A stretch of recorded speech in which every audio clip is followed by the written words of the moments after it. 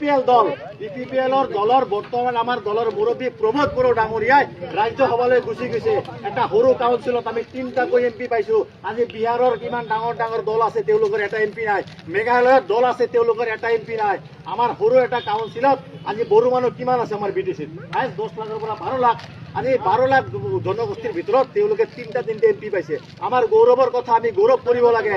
কিন্তু হাগ্ৰামা মহলী ডাঙৰীয়াৰ MLA থাকা সত্ত্বেও তেওঁলোকে আমাক সাপোৰ্ট দিয়া নাই। কিমান দুৰ্ভাগ্যজনক, কিমান লজ্জাৰ ঘটনা হ'ব পাৰে আপোনালোকে চিন্তা কৰক। কিন্তু প্ৰমোদ বড়ো ডাঙৰীয়া তাৰ সত্ত্বেও আজিৰ দিনত এমপি হৈ গৈছে। কিন্তু প্ৰমোদ বড়ো ডাঙৰীয়া আজি এমপি হৈছে, তেখেতে পাৰ্লিয়ামেণ্টলৈ যাব। এই দিল্লীৰ পানী ডাইৰেক্ট BTC লৈ আহিব। এইবাৰ চুইচ গেট ভাঙি দিয়া হৈছে। এই অসমৰ চুইচ গেট ভাঙি দিয়া হৈছে, দিল্লীৰ পানী ডাইৰেক্ট BTC লৈ আহিব। তাৰমানে দিল্লীৰ পানীটো ডাইৰেক্ট আহিব। এইবাৰ আৰু চুইচ গেট হৈ নাহে। আৰু আমাৰ ইয়াৰ ৰেভিনিউটো আমাৰ ইয়াতে থাকি যাব। সমষ্টি আজি ইয়াৰ পৰা কি হ'ব, 40টাৰ পৰা 60টা হ'ব। গহপুৰলৈকে আমাৰ সীমা বাঢ়ি গৈছে। আমাৰ VTC VCDC বিলাকক নিৰ্বাচন হ'ব, টাউন কমিটি বিলাকত নিৰ্বাচন হ'ব। তেতিয়া কি হ'ব, আজি BPF গম পায় কথাবিলাক। তেওঁলোকে ৰাজহুৱা কৰিব নোৱাৰে, তেওঁলোকে ৰাইজক মাত্ৰ টুপি পিন্ধাব পাৰে, গম পাইছে। আজি সেই কথাটো গম পাই পেলাই BPF দলে কি কৰিছে জানে?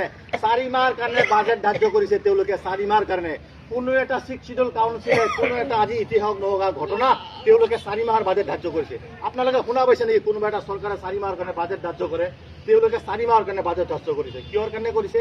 তেওঁলোকে গম পায় বিধানসভা নিৰ্বাচনৰ পিছত 125 এমেণ্ডমেণ্ট বিল প্ৰমোদ বড়ো ডাঙৰীয়াই ৰাজ্যসভাত সাংগত হৈ যোৱাৰ পিছত এইটো এই 125 এমেণ্ডমেণ্ট বিলটো পাছ কৰি আনিব আৰু BTC চৰকাৰ ভাঙাই দিয়া হ'ব। ইয়াতে BTR হ'ব, BTC মুচি যাওয়া হ'ব। ইয়াতে BTR হ'ব আৰু BTR হোৱাৰ লগে লগে কি হ'ব, ইয়াতে 60টা সমষ্টিত হ'ব, পুনৰ সীমা বাঢ়িব, ইয়াতে নতুনকৈ নিৰ্বাচন হ'ব। আৰু তেতিয়া আমাৰ UPPL দলে মেজৰিটি লৈ পেলাই চৰকাৰত আহি আছে ৰাইজ। আপোনালোকে এই কথাটো মনত ৰাখিব, গম পাইছেনে? এই কামটো আজি UPPL দলে কৰিবলৈ গৈ আছে। তেওঁলোকে ভেকু ভাৱনা দিব, তেওঁলোকে ঠকাব, তেওঁলোকে বিভিন্ন আশা দিব আপোনালোকক, কিন্তু একো কৰি দিব নোৱাৰে। গতিকে মই আপোনালোকৰ ওচৰত এজন সৰু ল'ৰা হিচাপে, এই অঞ্চলৰ ল'ৰা হিচাপে নেলছন বড়ো ডাঙৰীয়াৰ হৈকে আপোনালোকৰ ওচৰত ভিক্ষা খুজি আছো। আপোনালোকৰ বহুমূলীয়া ভোটটো দিয়ক। নেলছন বড়ো কাম কৰা ল'ৰা, তেখেতে কাম কৰি যাব আপোনালোকৰ ওচৰত। গতিকে মই বিশেষ নকওঁ, সন্ধিয়া হৈ গৈছে, আমাৰ আৰু মিটিং আছে, পাৰ্টি ডাঙৰীয়াই আছে ওচৰত। আপোনালোকৰ ঘৰৰ ইয়াতে সঘনাই আপোনালোকে পাই থাকো। আপোনালোকৰ সুবিধা অসুবিধা যিয়ে হয় সবাই আপোনালোকৰ ওচৰত থাকিব আৰু আপোনালোকৰ মৰম আশীৰ্বাদ পালে তেওঁ নিশ্চয় কাম কৰিব। হাগ্ৰামা মহলীৰে ডাঙৰীয়াই 5 বছৰৰ ভিতৰত এইদিনৰ ৰাইজৰ সমস্যা লৈ পেলাই চিমনিত জনাই BTC কোকৰাঝাৰত, গম পাইছেনে? তেওঁলোকৰ নিচিনা নেতাবিলাকে অঞ্চলৰ উন্নতি একো কৰিব নোৱাৰে। গতিকে হাগ্ৰামা মহলী ডাঙৰীয়া আজি পৰিয়াল কেন্দ্ৰিক ৰাজনীতি কৰিছে। তেখেতৰ মাইকী MLA খেলি আছে। মুনমুন ব্ৰহ্ম তেখেতৰ খুৰখালি আজি EM হৈছে। এই EM জনে যোৱা বছৰ ক্ষমতা হেৰাই BTCৰ মন্দিৰ ছেক্ৰেটাৰী অফিচত থু পেলাইছে। BTC কো জুং বানাই গ'ল, বড়ো ভাষাত কৈছিল। আজি সেই মন্দিৰত তেওঁলোকে থু পেলাই আছে। গতিকে তেনেকুৱা মানুহবিলাকৰ দ্বাৰা BTCত কেতিয়া উন্নতি নহয়। BTCত বড়োবোৰৰ সৃষ্টি হ'ব, BTCত হাই কাজিয়া হ'ব, BTCত ঘৰ জ্বলাজলি হ'ব, টোল গেট ভাঙা ভাঙি হ'ব, চুৰি কাৰ্য হ'ব, ধন দাবী হ'ব, মাহীসকলে তেওঁলোকে ৰাস্তা দি খোজ কাঢ়িব নোৱাৰিব। তেনেকুৱা পৰিস্থিতি আজিৰ দিনত হ'বলৈ গৈছে। যুৱ সমাজ তেওঁলোকে ধ্বংস কৰি দি আছে। মদ ভাং খুৱাই ফালে ল'ৰাবিলাকৰ ভৱিষ্যত ধ্বংস কৰি দি আছে। চিৰাঙত হাগ্ৰামা মহলী ডাঙৰীয়াৰ এটা ৰিজৰ্ট আছে, নামটো হ'ল বাটুখেৰাই ৰিজৰ্ট। সেই ৰিজৰ্টৰ ল'ৰাবিলাকক মদে মালে খুৱাই ডিজে লগাই নাচিব দিয়ে, তেওঁলোকৰ ভৱিষ্যত বৰবাদ কৰি দি আছে। চিৰাঙৰ ৰিজাল্টটো কি আছিল তেওঁলোকৰ চৰকাৰৰ চলাকালীন? অসমৰ ভিতৰত সবচে লাষ্টত পৰি আছিল চিৰাং জিলাটো।